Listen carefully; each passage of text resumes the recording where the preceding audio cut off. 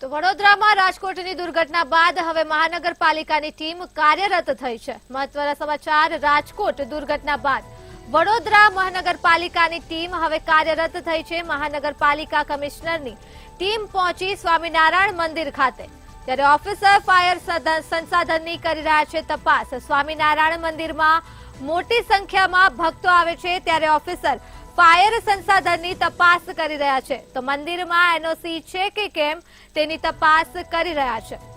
તો સમાચાર સામે આવી રહ્યા છે વડોદરાથી। રાજકોટ દુર્ઘટના બાદ મહાનગરપાલિકાની ટીમ કાર્યરત થઈ છે।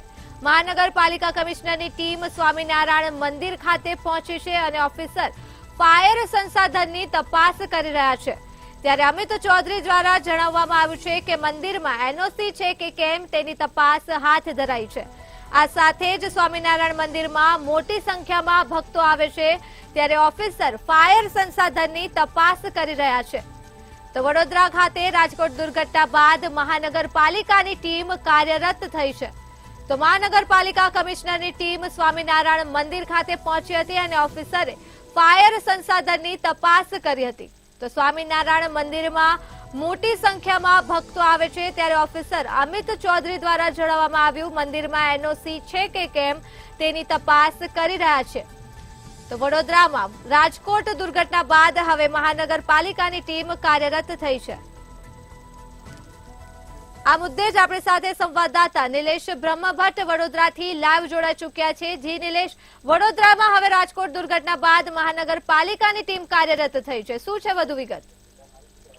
જી, રાજકોટ ટીઆરપી ગેમ ઝોન આગ દુર્ઘટના બાદ વડોદરા મહાનગરપાલિકા કમિશનર ટીમ 3 દિવસથી સતત કાર્યરત છે ને આપ જોઈ શકો છો તેમ વડોદરા મહાનગરપાલિકા કમિશનરે 14 ટીમ બનાવી છે ને હાલ station fire officer Amit Chaudhary પહોંચ્યા છે અટલાદરા સ્વામિનારાયણ મંદિર ખાતે, અને જે ફાયરના સંસાધનો છે તે કાર્યરત છે કે કેમ તેનું તમામ ચેકિંગ કરી રહ્યા છે। કારણ કે અટલાદરા સ્વામિનારાયણ મંદિરમાં લાખો સ્વામિનારાયણ ભક્ત આવતા હોય છે, ત્યારે અહીંયાના જે ફાયર સંસાધનો છે તે કાર્યરત છે કે કેમ તેનું fire station officer Amit Chaudhary નિરીક્ષણ કરી રહ્યા છે।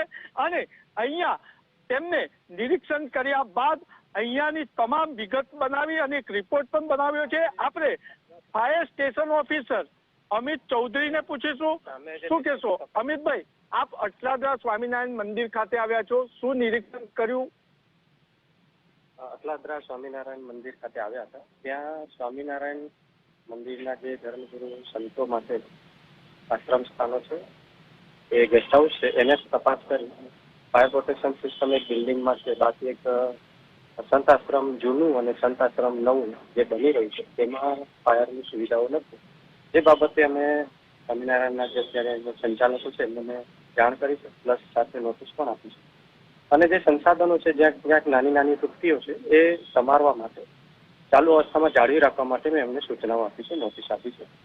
તો અત્યારે અટલાદરા ખાતે જે સ્વામિનારાયણનું મોટું સંકુલ છે જેમાં ખાસ ગેસ્ટ હાઉસો જે છે સંતો જ્યાં રોકાય છે એ ગેસ્ટ હાઉસો સંતો, અને એમાં ખાસ ભોજનાલય છે જ્યાં ગેસની પાઇપલાઇનો આવે છે, એ બધા ઊંડાણપૂર્વક તપાસ કરી અને ફાયરના જે જરૂરી પગલાં લેવાના છે, જીવન સુરક્ષા માટે જે પગલાં લેવાના છે એ બાબતથી નોટિસ આપવામાં આવે છે।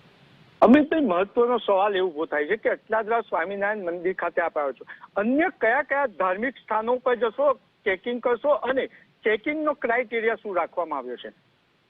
ચેકિંગનો ક્રાઇટેરિયા હંમેશા જીવન સુરક્ષા ઉપર જ રાખવામાં આવ્યો છે, અગ્નિ નિવારણ ઉપર જ રાખવામાં આવ્યો છે। અને વર્તમાન ગરમીના દિવસો ચાલે છે, રોજબરોજ ગરમીનું પ્રમાણ વધતું જાય છે, એટલે ખાસ જ્યાં ધાર્મિક સ્થળો પર વધુ માત્રામાં જે ભક્તો એકત્રિત થાય છે તેવી જગ્યા ઉપર જઈને ત્યાં જીવન સુરક્ષા વિશે શું પગલાં લીધા છે, અગ્નિ નિવારણ ઉપર શું વિચાર્યું છે, એ બાબતોને તપાસ કરીને ત્યાં જીવન સુરક્ષા માટે જે કંઈ અમારા તરફથી ફાયર ડિપાર્ટમેન્ટ તરફથી જે સૂચનો આપવાના છે એ સૂચનાઓ આપવા માટે દરેક જે ધાર્મિક સ્થળો પર જવા માટે અમે જઈશું અને તપાસ કરશું, જેમાં ચર્ચ પણ હશે અને મસ્જિદ પણ હશે। દરેક ધાર્મિક સ્થળો પર અમે જવાના છીએ। આ હતા fire station officer Amit Chaudhary. તેમને કીધું છે કે દરેક સંપ્રદાયના લોકો, એટલે અમે મંદિરમાં નીકળ્યા છે તો મસ્જિદમાં પણ જઈશું અને ચર્ચમાં પણ જઈશું। જે ધાર્મિક સ્થાનો પર મોટા પ્રમાણમાં નાગરિકો જાય છે તેમના જીવન સુરક્ષા માટે વડોદરા મહાનગરપાલિકા કમિશનરે ચિંતા વ્યક્ત કરી છે અને નાગરિકોની સુરક્ષા માટે દરેક ધાર્મિક સંપ્રદાય પર ફાયરના સંસાધનો કેમ છે કાર્યરત છે કે કેમ, ફાયર એનઓસી લીધી છે કે કેમ, તેની તમામ તપાસ કરવામાં આવશે ને એ જ તપાસના અનુસંધાને હાલ અટલાદરા સ્વામિનારાયણ મંદિર ખાતે આવ્યા છે અને અહીંયા જે તૂટી રહી ગઈ છે તેની નોટિસ પાઠવવામાં પણ આવી છે અને જો આ નોટિસ પર અટલાદરા સ્વામિનારાયણ મંદિર કોઈ કાર્યવાહી નહીં કરે તો સંતોના જે નિવાસ સ્થાન છે તેને સીલ પણ કરવામાં આવશે. જી નિલેશ, સમગ્ર માહિતી બદલ આભાર. તો મહત્વના સમાચાર સામે આવી રહ્યા છે. વડોદરાથી રાજકોટ દુર્ઘટના બાદ મહાનગરપાલિકાની ટીમ હવે કાર્યરત થઈ છે. મહાનગરપાલિકા કમિશનરની ટીમ સ્વામિનારાયણ મંદિર ખાતે પહોંચી છે.